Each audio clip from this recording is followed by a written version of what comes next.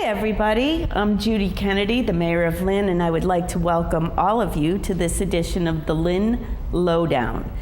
Tonight's topic is the Lynn Auditorium, the renovations that have taken place, and what's new to come in the future.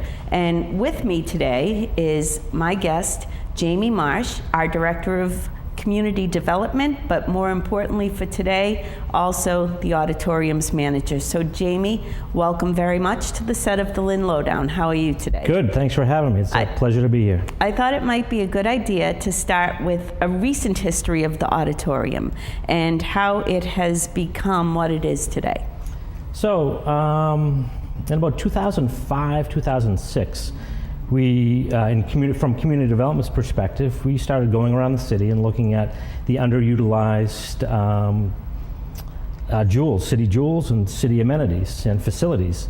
And High Rock Tower, Manning Bowl, the ponds come to mind, and the auditorium. And it was sitting there underutilized, totally underutilized. They used it for dance recitals, they used it for sporadic shows. And we decided to try to get some money together and revitalize it. And we did that. And the great thing about the initial revitalization, there was no big ticket item that had to be done. There was no $2-3 million roof project or floor project. It was the sound, it was the lights, it was the seating, and it was the flooring.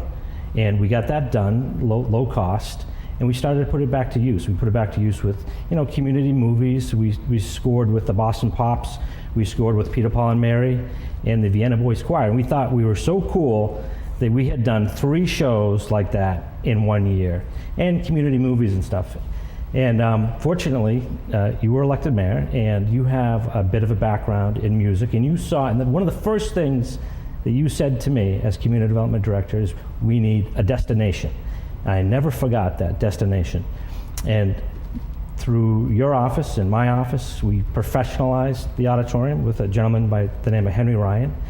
We got professional ushers, professional security. We got 1 grant through the Massachusetts Cultural Facilities Fund for air conditioning. We air conditioned the place. And through Henry's efforts and your efforts and my efforts, we started booking not 3 shows a year. All of a sudden, it was 5 shows a year. Then 7 shows a year, and then it turned on a dime, and the agents started calling us, and lo and behold, we're sitting here today with some 30 shows, 30 professional A-list acts booked for this year, and it's just every year it's getting better and better and better. And the shows that you have booked offer a variety of entertainment. It's not just a typical hard rock show, although you do have, I believe, Ted Nugent coming along. Yeah. But you also offer a little bit of something for everybody. Are there other shows on sale that might appeal to people whose main interest is not necessarily that driving electric guitar? Sure. Saturday we have Alice Cooper, that's kind of our niche, our hard rock, classic rock artist. We follow that up on June 25th with the Happy Together tour. Just a little slower, a little easier on the ears. We have Jack Hanna for the kids coming in October. Neil Sedaka, who we weren't going to book, but at the insistence of the mayor, we booked, and it's knocking it out of the park.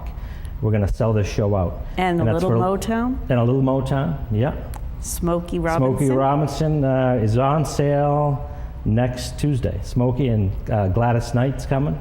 And we're very close, and some people don't like me to say this, but I'm going to say it, very close to William Shatner coming for all the Trekkies out there. Perfect. Okay, so you've done a great job with getting a variety of shows, and I think even more importantly, an increase in number of shows there. But there's still some work to be done?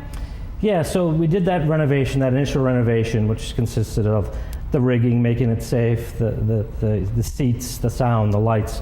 But then in 2011, we did a management study. And the management study was very specific in saying there were 2 things we needed to do. We needed to get air conditioning, which you and I were successful in getting a $234,000 grant, which we matched and got air conditioning. And the backstage amenities in the dressing rooms were 63 years old, or 68 years old, I think. I call them affectionately the jail cells. They have bars on the windows, the paint's peeling.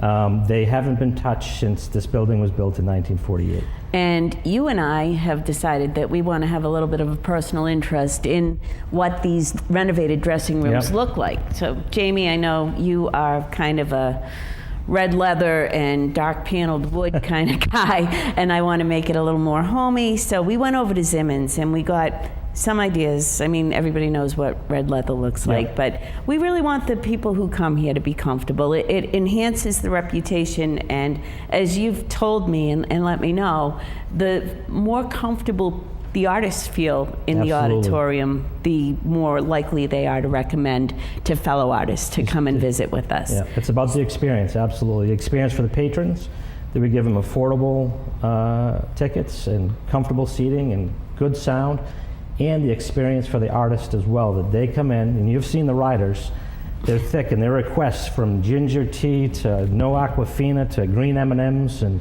no green M&Ms, and their requirements are very strict and stringent. You have Pat Benatar and Kenny Rogers in these dressing rooms, and right now they're going down to these dressing rooms, and you'll see that's one dressing room right there on the film, that they're just outdated and not up to par for an A-list act. And the word gets around really fast. We've done all these renovations and word gets around, so we need to upgrade them. Right, and the other room, I guess, that's going to be given special scrutiny is the catering room or the meet and greet room, because that is often the room that the public is most likely to be exposed to, and right now it's a pea soup green color. It's the green room, and literally it's the green room, but it's a pea soup, disgusting green room. And it was originally the orchestra room. There was an orchestra room and the chorus room and 10 dressing rooms with the manager's room. We've turned the chorus room into the main dressing room where, you know, Pat Benatar will go, where Alice Cooper will be on Saturday. But it's not, it's a loose term, main dressing room. Well, before we run out of time, because believe it or not, our time is almost up, I want you to give our audience one little known secret about what the Lynn Auditorium holds. Well, this is your favorite room. When we give tours, we've given tours to governors, we've given tours to kids. My favorite, quickly, is the 3-story or 4-story spiral staircase that's on the stage. And your favorite, and a little secret, is on the original schematic, which they're going to show right now. There's it says there's a trap door, or it's called a stage trap, right in the middle of the dressing rooms that supposedly, in the original schematic, or the original design of the auditorium, was a trap door that opened up in the middle of the stage. And for the Nutcracker, the tree scene, and the guy pops up, or for a magician's show, there was an actual trap door where you're supposed to pop up and hide and do a show, or do some type of, you know, magic.